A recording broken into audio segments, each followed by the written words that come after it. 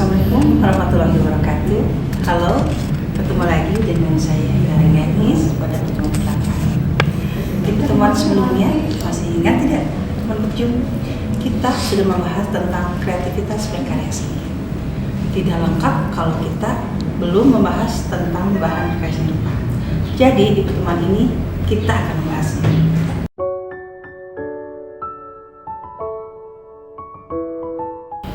Pengetahuan tentang bahan berkarya seni rupa sangatlah penting untuk dipelajari. Dengan demikian, kalian dapat memperoleh wawasan tentang bagaimana keanekaragamannya, jenis, karakteristik, dan daya gunaannya. Pengetahuan tentang ragam jenis dan karakteristik bahan yang digunakan dalam berkarya seni hendaknya dipahami sebagai cara-cara bereksplorasi, kemudian menjelajah, mencoba, dan menentukan. Pendayagunaan dapat diaplikasikan atau diwujudkan dalam berbagai bentuk kreasi seni rupa. Melalui pengamatan terhadap beragam jenis dan karakteristik serta pendayagunaannya, bahan berkarya diharapkan bahan tersebut dapat mencapai tujuan pembelajaran seni rupa secara optimal. Bahan berkarya seni rupa dibagi menjadi dua, yaitu yang pertama bahan baku alami dan yang kedua adalah bahan baku olahan. Seperti yang akan kita bahas sekarang. Yang pertama ada bahan baku alami. Tentunya ada batu-batuan. Batu adalah mineral atau paduan mineral yang membentuk bagian utama kerak bumi yang membentuk benda keras menjadi padat. Batu sangat bermanfaat bagi manusia. Batu dapat dipakai sebagai fondasi sebuah rumah dan juga sebuah karya seni yang sangat menarik. Kemudian ada kayu. Kayu dapat digunakan untuk permainan balok keras. Kayu juga dapat dibuat menjadi alat permainan untuk anak-anak. Selanjutnya ada ranting. Ranting merupakan bagian dari tumbuhan atau tanaman yang fungsinya untuk menopang daun, bunga, maupun buah. Ranting dapat digunakan sebagai media pembelajaran di kelas, baik secara utuh dalam arti kata yang sebenarnya, baik secara langsung maupun tidak langsung, yang dapat dikreasikan sesuai dengan kreativitas masing-masing. Selanjutnya ada biji-bijian, yaitu buah yang berbutir kecil-kecil seperti padi, jagung, kacang, dan lain sebagainya. Biji-bijian dapat digunakan sebagai suatu karya seni. Misalnya ada kolase, ada montase, ada mozaik. Nah ini juga banyak sekali ragamnya yang bisa kita apresiasikan atau ekspresikan melalui karya seni. Kemudian ada daun.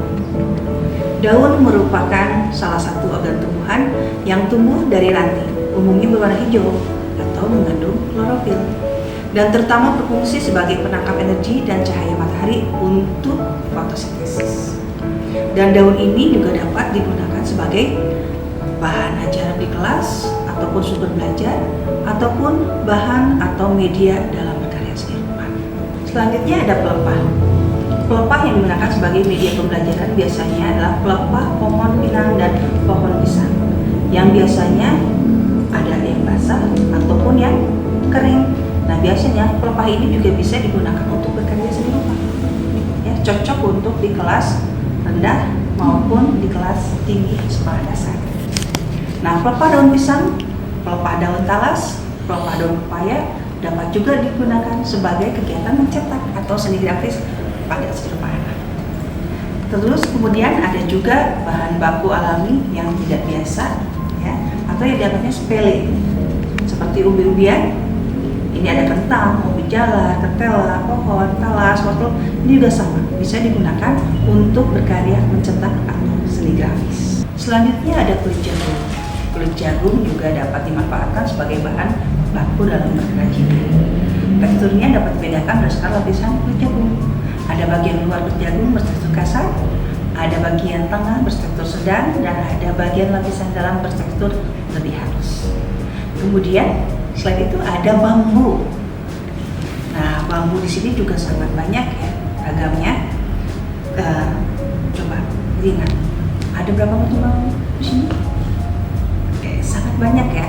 Nah tentunya di sini bambu bisa digunakan juga untuk membuat rumah, membuat alat makan, furniture rumah, ataupun kendaraan. Seperti apa ya? Nah kemudian bambu juga sebagai alat permainan. Ada sebagai alat musik, Nah, bambu juga di sini dapat dipergunakan sebagai media pembelajaran di kelas, yaitu misalkan ada bambu yang berukuran kecil yang dapat dipotong-potong dibuat miniatur angklung, ataupun sedangkan bambu yang berukuran besar bisa dipotong atau dapat diukir dan dilukis. Tanah liat atau lempung yang biasa disebut dengan clay adalah tanah liat yang sebagai bahan utama untuk membuat gerabah. Bahan mineral dari dalam bumi yang sebagian besar susunannya terdiri dari aluminium, kemudian silika dan air yang akan menjadi plastis apabila basah. Kemudian keras seperti batu apabila sudah dibakar. Kemudian ada kerang-kerangan. Kerang adalah hewan air yang termasuk hewan bertubuh lunak atau moluska. Kerang merupakan binatang laut yang bercangkang. Kerang biasanya menjadi konsumsi manusia, tetapi cangkang kerang juga dapat dimanfaatkan menjadi beberapa hiasan yang unik dan menarik. Seperti contohnya ada loncean kerang, ya, ada yang buat hiasan menjadi sebuah figuran dan lain-lain. Selanjutnya ada pasir. Nah, pasir sudah pernah tahu kan ya? Ya, pasir ialah butir-butir batu yang halus. Pasir digunakan sebagai bahan bangunan yang banyak dipergunakan dari struktur paling bawah hingga paling atas dalam bangunan. Selain itu, pasir juga dapat menjadi beberapa hasil karya cantik yang menarik. Misalnya sebagai hiasan figura, kolase, dan lain-lain. Selanjutnya yang kedua adalah bahan baku olahan, yaitu seperti kertas ataupun kertas daur ulang. Ini ada berbagai macam ukurannya. Ya, selanjutnya ada kertas daur ulang. Apabila kita ingin membuat kertas daur ulang, tentunya kita memerlukan bahan-bahan sebagai berikut. Yang pertama ada limbah kertas. Kemudian yang kedua ada air. Yang ketiga tentunya ada lem. Dan apabila dibutuhkan perlu juga pewarna. Ya, selain bahan yang kita perlukan untuk membuat kertas daur ulang, tentunya kita juga membutuhkan peralatannya, seperti triplek, kain yang baik menyerap air, screen atau kain kasar, ada lumpang atau blender, ada ember, ada panci, ada kompor, tentunya ada setrika. Ya, sementara untuk proses pembuatan kertas daur ulang, langkah-langkahnya adalah sebagai berikut. Selanjutnya ada bahan yang kita sebut dengan tali. Nah, tali biasanya kita pergunakan untuk membuat makrame. Tahu kan makrame itu apa? Ya, jenis tali sangatlah beragam. Ada yang terbuat dari bahan bambu, ada juga dari serat nilon ataupun plastik. Nah, ragamnya seperti ini. Nah, selanjutnya kita bahas tentang tali yang berasal dari bulu hewan. Ada tali mul, ya. Tali mul lazim disebut benang wool. Terbuat dari bulu biri-biri, memiliki aneka warna yang banyak, bertekstur kasar namun tidak kaku apabila dipintal. Selanjutnya ada tali ekor kuda. Jenis tali ini berbulu tajam, memiliki tekstur yang tajam pula, berwarna seperti warna aslinya, sedikit berbintik-bintik dan mengkilap. Tali yang berasal dari serat sintesis. Tali jenis ini diproses secara kimia, sering dicampur dengan serat alami seperti katun dan wool, sehingga tali ini menjadi lebih kuat. Ada tali nilon, ada tali metalik, dan ada tali polyester. Bahan baku olahan berupa kain sangat lazim digunakan dalam membuat boneka, hiasan, dan kegiatan kolase pada pembelajaran serupa anak. Hal ini dikarenakan kain sangat mudah diperoleh, membuat hiasan, boneka, dan mainan tidak hanya menggunakan kain baru, tetapi dapat juga menggunakan bahan dari limbah kain. Selanjutnya ada kawat. Bahan olahan berupa kawat memiliki ragam jenis serta karakter yang berbeda-beda. Seperti ini. Kemudian ada cat. Sudah tahu kan ya semuanya? Kalau jenis cat ini sangat beragam. Ya. Dimulai dari cat air, ada cat poster, ada cat ekolin, ada cat minyak, dan juga ada cat akrilik. Kemudian juga ada krayon. Nah, krayon adalah jenis alat gambar yang terbuat dari lilin yang dicampur bahan pewarna. Memiliki sifat keras, dan licin, berbentuk batangan dan agak sulit dipulaskan. Kemudian ada oil pastel. Apa itu oil pastel? Oil pastel adalah bahan pewarna untuk melukis atau menggambar di atas kertas. Bentuknya sama batangan, memiliki sifat yang berbeda dengan krayon.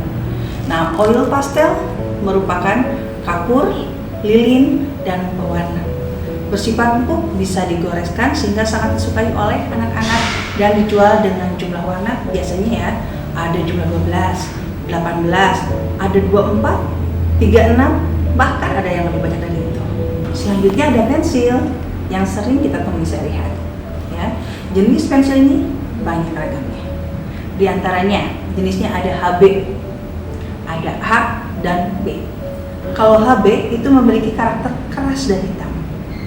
Kalau H itu memiliki karakter hard, dan yang B sendiri adalah karakter black yang artinya hitam. Selanjutnya ada sabun batangan.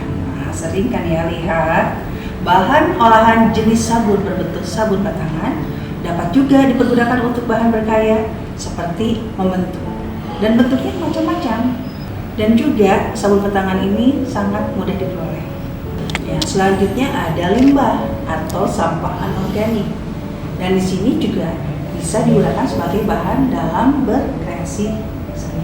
Simpulan dari pertemuan kali ini adalah tersedianya bahan untuk berkarya sangatlah tergantung dengan kondisi lingkungan kita berkarya.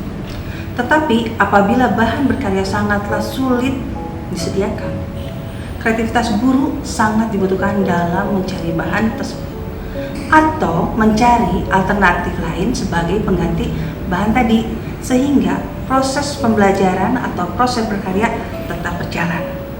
Ada pepatah, tak ada rotan, akar pun jadi.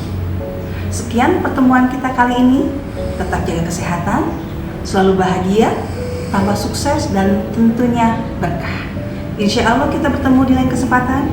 Wassalamualaikum warahmatullahi wabarakatuh.